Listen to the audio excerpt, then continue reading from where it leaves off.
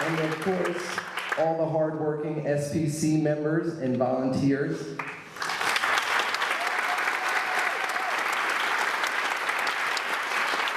I'm proud to announce that the Peace Council recently took me on as a new member of the steering committee.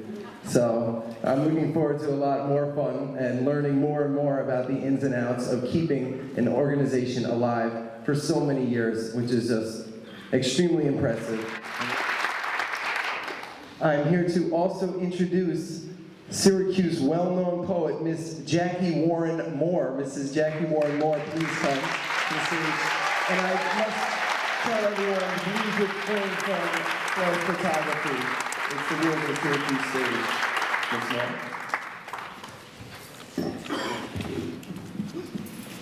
Hello. You guys look wonderful. What are you? Thank you. Dear Brother Martin, I am writing this because the children asked me to. There is so much their young souls yearn for. They believe in the dream. Believe you are looking lovingly down. They believe you have the knowledge and the power. They say your dream did not come true. The fruit of a charred lynching tree produces a bitter, bitter fruit, and the children are hungry. Open mouths, open minds yearn for the bittersweet taste of freedom. They say you led the way to the mountaintop. We tried to follow but lost our way, stumbling over hatred and ideology, broken circle of trust yawning out. We left no crumbs to find our way home again. And so we wander, aimless and leaderless from one hate-filled day to another. Blood dripping down every wall. Only in our bleeding are we united. Black blood, white blood, all blood, red and flowing. We are drowning in our own blood. The dream gurgling pink from our lips, blood streaming down a child's face. Yet the children believe and look wide-eyed and open-handed into the future.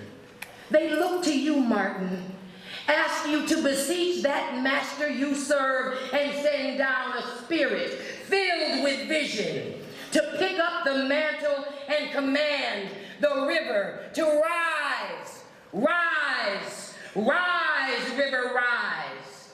Freshwater dreams come flowing down, down, down, where we stand, stand, stand. They talked about the history and the difference that our actions made in the world. They spoke about the courage, the dedication, and the commitment of people like Dr. King and Mr. Harry Belafonte. And then later in the day, as I marched in the sun, my feet were aching, I was tired of carrying the picket sign, and it was heavy in my arms, and I thought about what I'd learned on the bus.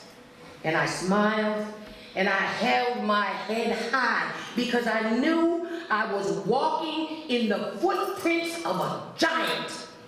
Ladies and gentlemen, it is my sweet, sweet, sweet honor to introduce tonight to you a giant, Mr. Harry Belafonte. This used to be a golf club. Now it's the assistance to a steady gait.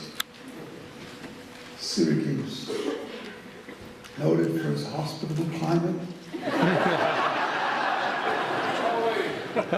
Noted for its university, which housed my wife for 4 years. Her name's Pamela.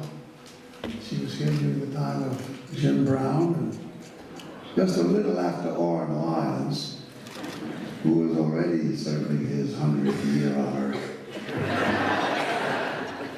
And what a remarkable human being he is. So I went to the lady and I said, "Excuse me, miss, but do you have records here from a singer by the name of Harry Belafonte?" And the woman looked at me. I said, "Who?" And I said, "Harry Belafonte." And she said, "No, I don't think so." Yeah, but you know something? A lot of people come into this place off the boat, and they're always asking for that man. But I tell you the truth, I think he long time dead.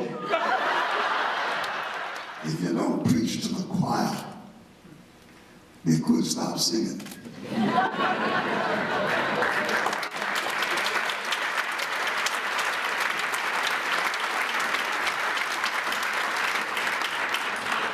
Well, I'm not here to preach, I'm here to share. And I'm glad that you're here to be sharing this. You hardly hear about Iraq. You hardly hear about what's going on in other places in the world where we are engaged in military adventure in Latin America, etc., etc. Because somehow the enemy has cleverly found a way to navigate around truth and around information. But God has a sense of humor. He gave us internet. He gave us the wiki guy. I've been to Tunisia, and I marvel at the eruption of young people seeking to find a greater life and a greater truth. Somewhere they have heard the other voice, that voice that represents us. Somewhere the Egyptians have heard the other voice, that voice that comes from the us of the world.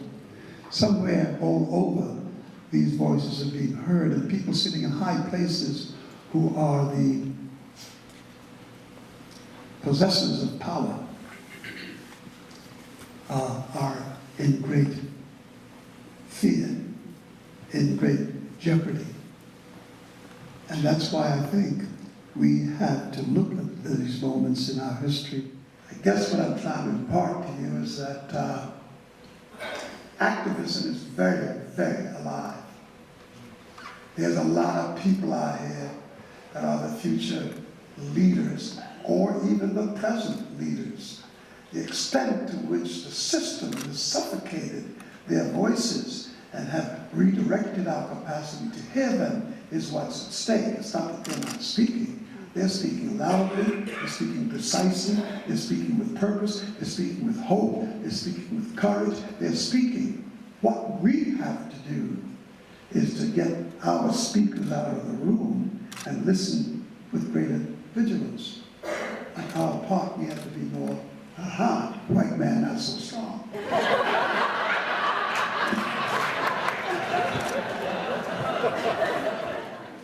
I began to hear much about immigrant motions and immigration in Europe, and I saw how common the things are that touch us all on our planet.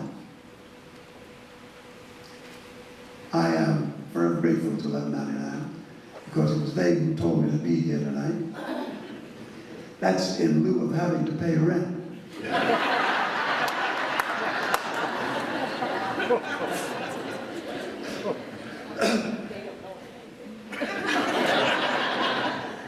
What I would suggest is, because anything I can say you've heard by other great voices, Noam Chomsky, Dr. King, Eleanor Roosevelt, all the great philosophers and activists.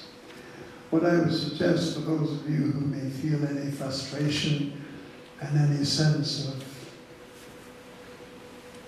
not moving forward is that we may have to open up our access to where we're. My mother used to tell me when I was a kid looking for something, a sock or something I'd misplaced, and I'd go to a drawer or a basket and then walk around the house looking for it and come back to the same drawer and to the same basket. And after the 5th time, I'm going to the same drawer and the same basket. Harry, for God's sake, stop. And I said, well, I'm looking for something. And she said, what are you looking for? I said, I'm looking for my sock. She said, when you've been to the basket 5 times, has it ever occurred to you that your sock would be someplace where you're not looking?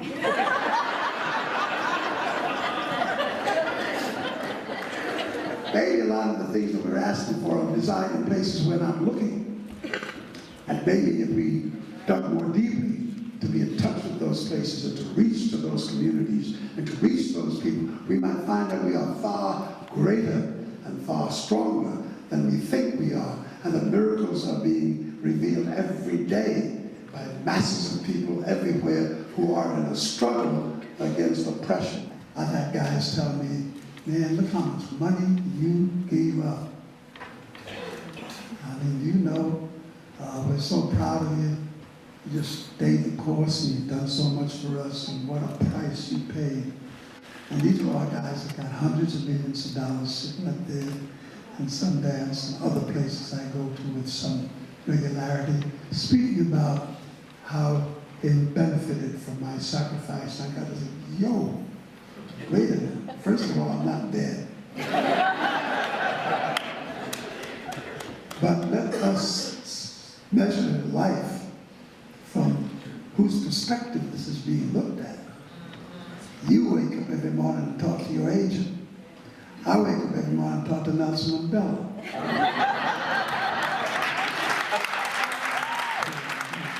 I need you. I am not giving of myself selflessly. I'm here whoring. I'm here looking for somebody that got something to say that helps me get it on tomorrow morning.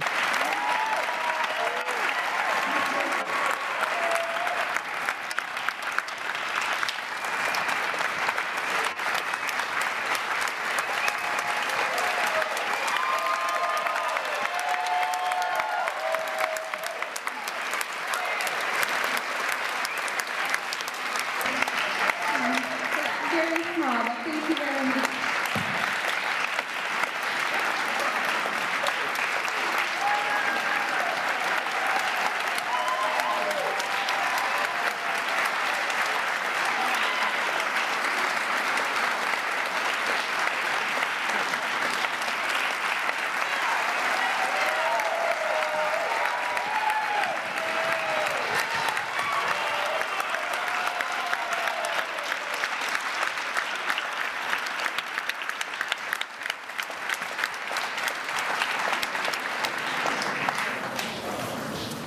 Wow. Tough act to follow. But I hope that everyone who here is as excited as we are to take up Mr. Belafonte's challenge, to really be creative as we speak out against injustice, as we challenge the